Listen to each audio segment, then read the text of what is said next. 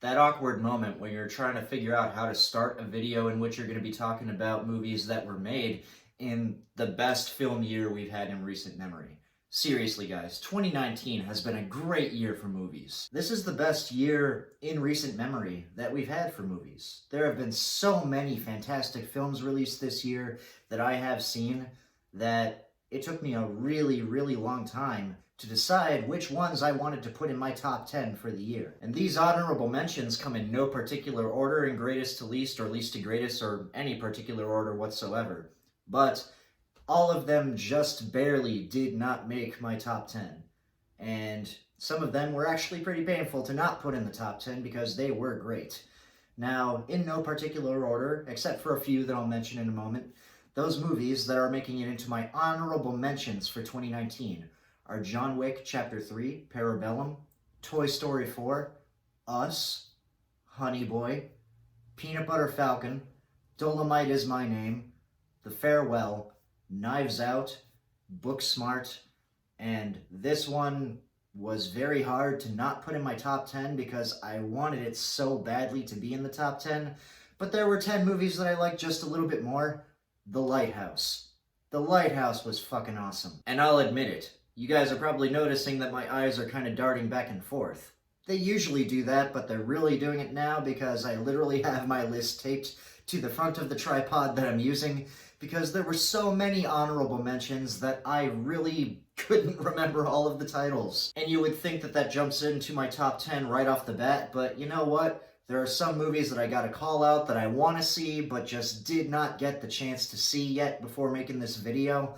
And those movies are, in no particular order, Little Women, Waves, The Current War, Dark Waters, Just Mercy, A Portrait of a Lady on Fire. I really want to see that one.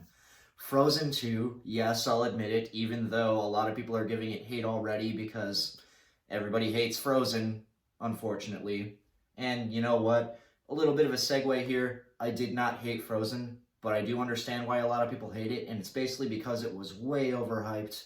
And admittedly, I do want to see the follow-up to that, Frozen 2. And this one, I really wanted to see, and everybody's going to be shocked who watches my previous videos, because everybody knows that I love Mr. Rogers, and I actually portrayed a Mr. Rogers-esque character in one of my Steve series videos, A Beautiful Day in the Neighborhood. I just did not get to see it. I was really busy this year, there were so many great movies, and unfortunately I didn't get to fit this one in. But all of those movies I'm planning on seeing sometime soon, I just didn't get to do it by the end of the year. And I'm not saying that they won't make it into my top 10, and, you know, maybe they'll eventually push out a movie that was in my top 10 list, but for now, they've got to stay here. Oh, and by the way, I didn't get to see The Two Popes yet either. I do want to watch that one, just to see how good it is. Now, I will admit, just before going into my top 10 list, like I said, these movies were very hard to sift through and actually put in order and a number to, and when I go through these are not going to be in-depth reviews. These movies were so good that if I wanted to give an in-depth review on each one, this video would be hours long. But I gotta keep it short and sweet, or as short and sweet as I can get it. You guys know that I tend to ramble. And some of these movies I did get a chance to actually review, but because I was so busy this year, and because there were so many great movies, and some of these movies I just got to see recently, I didn't get to do reviews of all of these. But with that being said, here are my top 10 favorite movies from 2019. Number 10, I was really surprised by how good this was. I just got to see it recently, over a month after it came out. I think over a month after it came out. And it is one of the most entertaining films that I saw this year that I did not expect to be as entertaining as it was. Ford v Ferrari. This movie is so well made. It's got great performances. Christian Bale gives another great performance that could be nominated for an Oscar. It was nominated for a Golden Globe, and unfortunately, I do think that the chances of him getting an Oscar nomination for this are kind of low, considering the overpopulated Best Actor hopeful category this year, because there are a lot of Best Actor hopefuls here, but this one is one for the books. This movie is great. The race sequences are so well put together, the cinematography, the editing. There are so many scenes that keep you on the edge of your seat. There are some really, really funny scenes, and the characters in this, they could have been one note, but they're not. James Mangold, you did a terrific job with this movie, and I gotta say, I gotta put it in my top 10. I definitely want to see this movie again. This is the type of movie that I definitely want to take my dad to see, and, you know, it's just so entertaining, I gotta put it in the list. Now, at number 9, we have Joker. Joker was a very dark and pretty realistic portrayal of what it might be like to become the character of the Joker. It really does a very good job of exploring a very deeply disturbed man, played excellently by Joaquin Phoenix. Now, the thing is, Joaquin Phoenix is taking on a role that was previously played in a very different fashion, mind you, by Heath Ledger. And Heath Ledger's performance was considered one of the best supporting actor performances of all time. But Joaquin Phoenix, holy shit, man, this was a great performance. If he doesn't get nominated for an Oscar for Best Actor in a Leading Role, there's something wrong. Now, like I mentioned, there is a very overpopulated Best Actor hopeful category, but this guy has got to get in there. This is a great performance by Joaquin Phoenix. Very well-directed movie, very in-depth portrayal of what this character might be like and what the lead-up to him becoming the Joker must be like. And I gotta say, Todd Phillips, you are really maturing as a director. I don't want to talk down to you because I know that you had tricks up your sleeve before, and I knew that you were a very capable director before, but considering you were the director of Road Trip, and considering you directed Old School, did he direct Old School? I can't remember. But anyway, a guy who does very frat boyish humor movies, moving on to direct this, that is a giant leap. I mean, man, such a great movie. And at number 8, we have a Netflix film, a Netflix original, and it's by Noah Baumbach, has some of the best performances of the year, Marriage Story. Marriage Story is one of those movies that is not fun to watch. I will admit that. And that might be one of the reasons why it is a little bit lower on my top 10 list. But it definitely deserves to be in there because this movie is not what you would expect the story of a divorce between two people to be. Usually when you see movies about a breakup or a divorce, it focuses on the breakup itself, it focuses on the divorce itself, and it portrays the main characters as constantly bickering with each other. But that's not what happens in this movie. This is a very sensitive look at two people who are trying very hard to not be at odds with each other, and even though you can tell that they are not really supporting each other in the best way they possibly could, they're trying. And the one argument scene, seriously, there's only one real argument scene in this movie. You would expect there to be like 10 of them in a movie like this, but this movie is a very quiet one, and the one scene with the argument contains probably the best acting I've seen this year, and I'm not gonna lie, I don't cry during movies. I nearly cried during that scene. It was hard to watch. Adam Driver, Scarlett Johansson, you gave two of the best performances I've seen this year, and man, Marriage Story definitely deserves to be in the top 10. And at number 7, we have Jojo Rabbit. This is a movie that was very polarizing for some people, very controversial film, and it takes a very, what people can consider dangerous premise. Basically, the movie is about a little kid growing up in Nazi Germany, and he is a Hitler Youth. He's a kid who is totally obsessed with Adolf Hitler, and he thinks that he's the greatest guy of all time. And he actually has Hitler as an imaginary friend. But then he goes on to learn that his mom is actually housing a Jewish person in their house. And this is one of those movies that should not work, but it does probably in the best way it possibly could.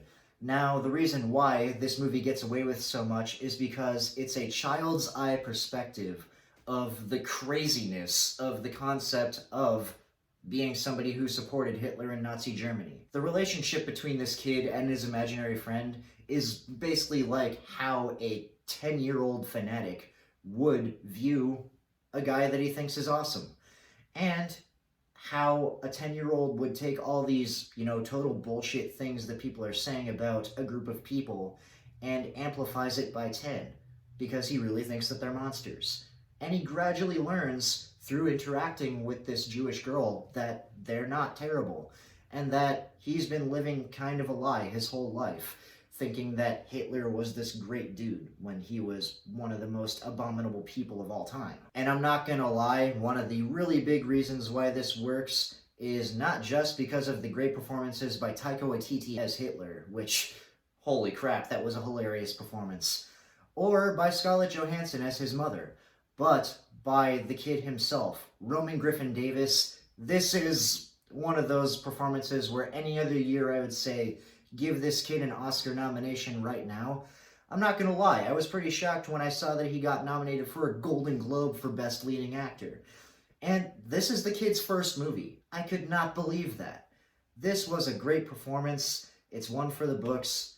And Jojo Rabbit, such a very hilarious, but at the same time, heartfelt movie with some very deep and very sad moments, but ends on a very heartwarming note, and you would not expect that. But this movie was such a joy to watch. I didn't think it would be, considering the subject matter, but somehow they made it a joy to watch, and for that reason, it makes it into my top 10. Now, moving on to number 6. I thought about putting this movie a little bit higher because I love Tarantino. I love how this movie played out, and probably the last 30 minutes are some of the most entertaining last 30 minutes I've had in a movie this year, and the theater experience was awesome. But like I mentioned before, there are just some movies that I liked a little bit more. Any other year, this would probably be my number 1, but Once Upon a Time in Hollywood. This movie was fantastic.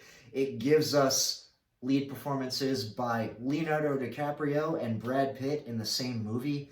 It was such a joy to watch. Sure, there are some times where it slows down a little bit, and it's not as in your face as a lot of Tarantino movies, but the really relaxed nature is one of the things that was really refreshing about this movie. Without the last 30 minutes and without some of the build-up scenes that seem like they're building up to some real big shit hitting the fan, this movie is just so relaxed. It feels like a bunch of people, just hanging out and talking. Like when you and a group of friends are getting together and watching a movie and talking over it or something like that, or, just shooting the shit. So well directed, so well written, some scenes that were just such a joy to watch, particularly a scene between Brad Pitt's character and Bruce Lee, and such a great ode to the golden age of Hollywood, and man, I love this movie. Now, at number 5, a lot of people are going to be wondering why the heck this is at number 5 on my list and why it's not number 1, because I love this movie too. It was really hard to not put this higher on the list, but there were 4 movies that I just liked a little bit more. The movie that's number 5 is The Irishman. Now, The Irishman, Martin Scorsese, it's not his best work, but it is up there. So, this movie almost feels like Scorsese is reflecting on his previous films. His previous films have been a little bit more in your face and more about excess and more about what it must be like to be in a situation that these characters are in. Whereas this movie feels like a lot of it is happening after the fact, and a lot of it is the main characters just sitting there and pondering what it was like to be in these situations that they were in. Robert De Niro is giving one of the best performances he's given in recent memory. It's not his best performance ever, but it was great. But the real stars of this movie, Joe Pesci and Al Pacino. Al Pacino, he's back. Man, that is a performance. If he doesn't get nominated for Best Supporting Actor, there is really something wrong. I think he has a really good shot at winning. This is one of the best performances of the year, Al Pacino as Jimmy Hoffa. I just had a joy watching that performance. And a lot of people think that the whole de-aging technique is a little bit of a gimmick. This is some of the best de-aging I've seen in a movie. Sure, there are a couple of moments where it does look a little fake. You can kind of tell that they are de-aged, but for the most part, especially getting toward the ending parts of the movie, I couldn't tell. The de-aging effects in this movie are some of the best I have ever seen. And the directing had to have been a real chore for Martin Scorsese. I mean, probably enjoyable, but really, really hard. Because he had to take actors who are in their 70s and have them portray like 30 and 40-year-old versions of themselves. Such fine-tuned direction. And the last shot of the movie, like the last parts of the movie, and especially the last shot, there are so many things you could take away from it. I gotta put this on my top 10. Irishman is one that you should definitely see. Even though it's almost 3.5 hours long, it's on Netflix. If you have to watch it in parts, go ahead, but see this movie. You will not be disappointed. Now, number 4, a lot of people are going to be shocked that I put this one so high up on the list, but I gotta say, this movie is such a great ending to the series. It's so well packaged without feeling like they contrived it to be well packaged. And it was just a joy to watch. Avengers Endgame. Avengers Endgame is probably one of the best finales to a giant series that I've seen in a long time. And there were so many tie-ins that they had that were just great. I mean, this is one of the best endings to a series that I've seen in a long time. And the best part about it is that even though you know that they must have worked really, really hard and planned a lot of things, it doesn't feel like they put it into this really neat, contrived little bow and put it on top of a present for you. It really feels like they put a lot of heart and soul into this. And the performances, off the charts. I know that there was a campaign to get Robert Downey Jr. Best Actor in a Leading Role Oscar for this movie for portraying Iron Man. And like I said, the Best Actor category is really populated this year. And he did mention that he does not really want to be nominated, and he doesn't really want that award. But, you know, if he got a nomination, I would think he would deserve it pretty much any other year. Like I said, there are definitely better performances this year, and the Best Actor category is way more populated than other years. But this was a great performance. The effects in this movie were amazing. The way that they ended the story was amazing. And this was just such a joy to watch.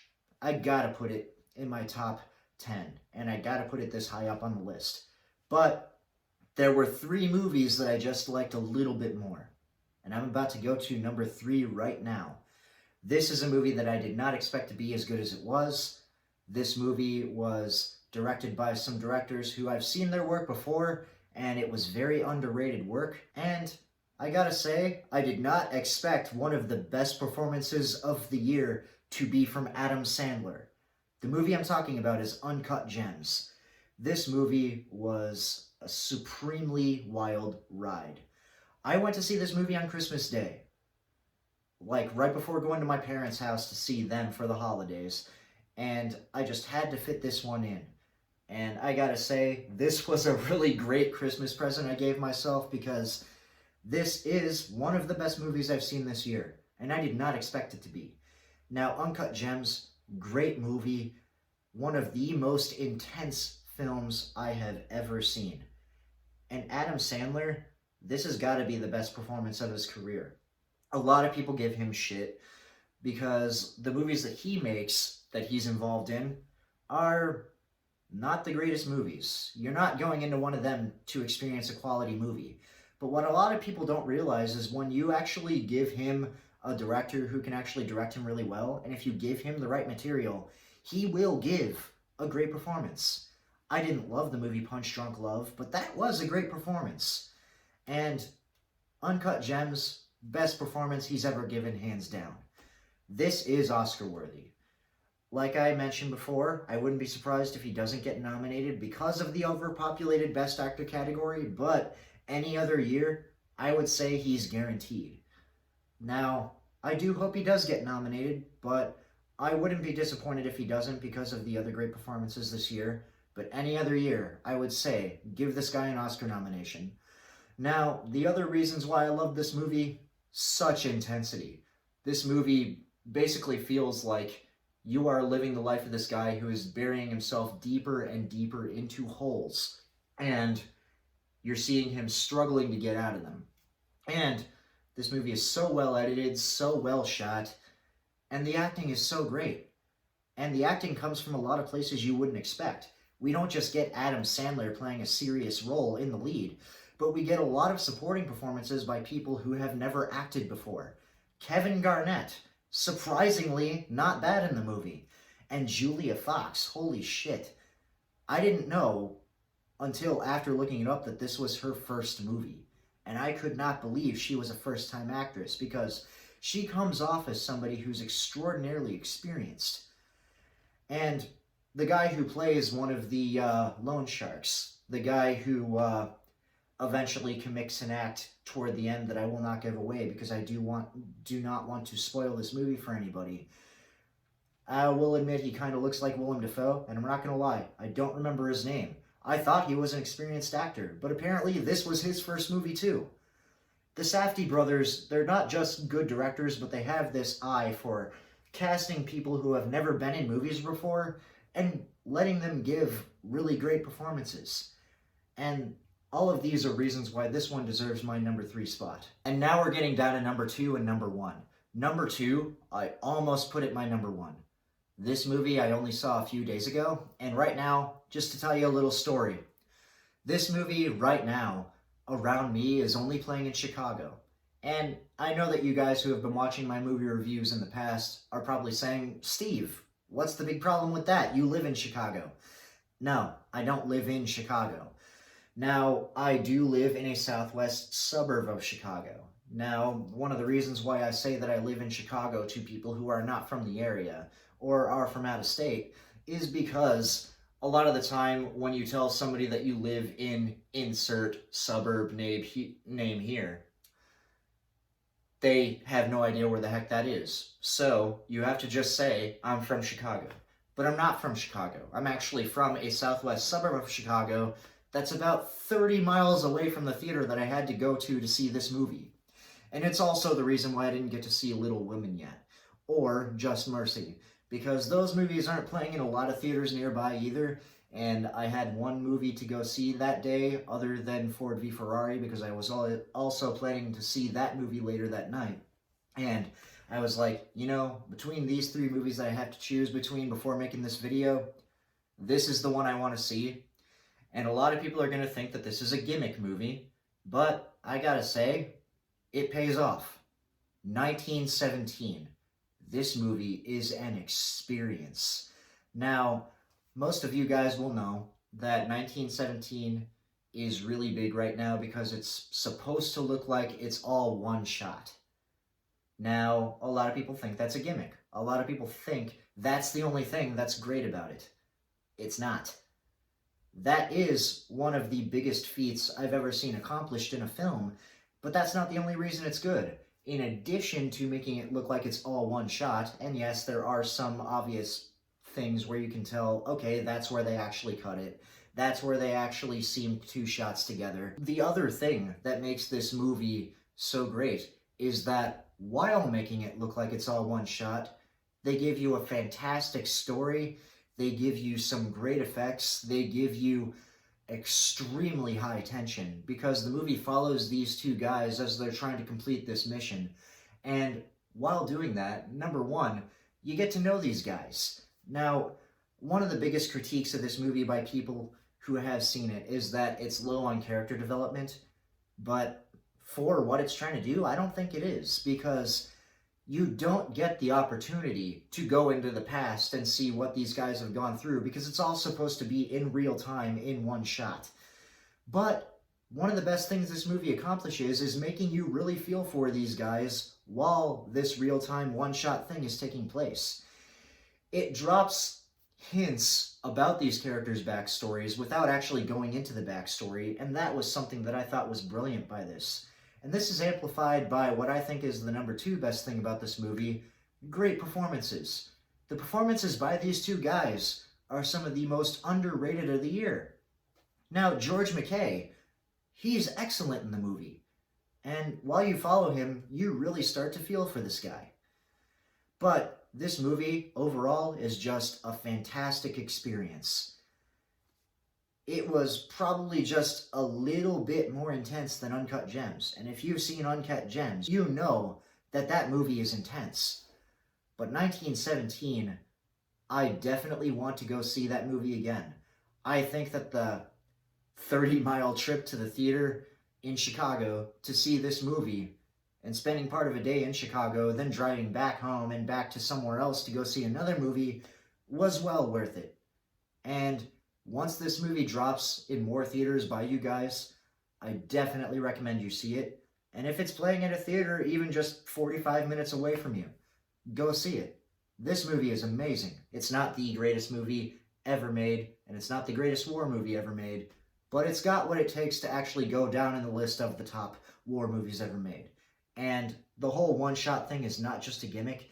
It uses it to its advantage, and it makes it for an extraordinarily wild experience that you will not soon forget. 1917 was almost my number one, just barely edged out by the movie that just barely gives just a little bit more. The movie that is my number one was the most hard-hitting theater experience that I have had this year. And number one is Parasite. Parasite is, in my opinion, the best film of the year.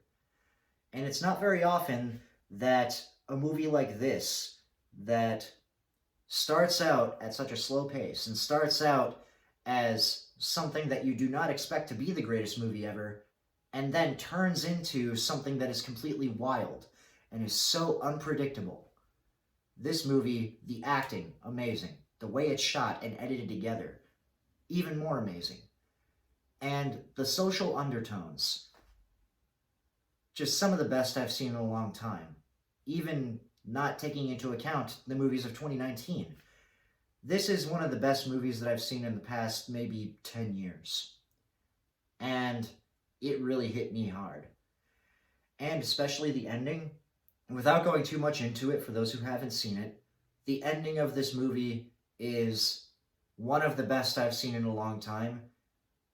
And like I mentioned in my review of the movie is probably, even though you would never expect this from any movie, the most perfect combination of hopefulness and hopelessness that I've ever seen. And you think those are two contradictory things, and you think nothing could pull that off. But this movie does it. For that reason, along with the great filmmaking and the great acting, and a story that goes in so many directions that you would not expect, but in a very good way that doesn't seem convoluted, Parasite is my number one movie of 2019. That concludes my list of the top 10 movies of 2019. And again, this is just a list of my opinions. A lot of people are going to think different things. A lot of movies that are in my honorable mentions are probably going to be some people's number one movies of the year. And there might be some movies that a lot of people think are number one that I didn't even put in my honorable mentions. But in a year like this, with so many great movies, I could see why that would happen.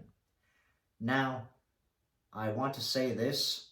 Thank you, 2019, and all the people who worked on movies in 2019 for giving us some of the most fantastic movies in recent memory.